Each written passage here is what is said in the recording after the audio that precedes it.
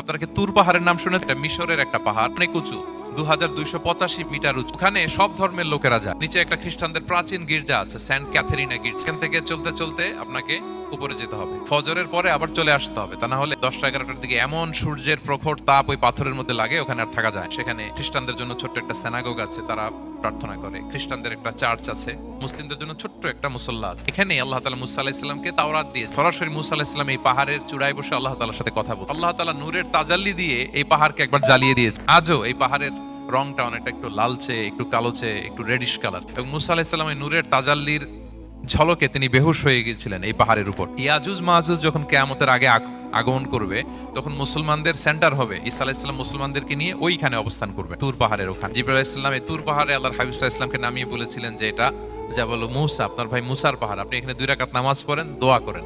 আল্লাহর হাবিব সাল্লাল্লাহু আলাইহি ওয়াসাল্লাম এই তুর পাহাড়ে 2 রাকাত সালাত আদায় করেছিলেন এবং দোয়া করেছিলেন।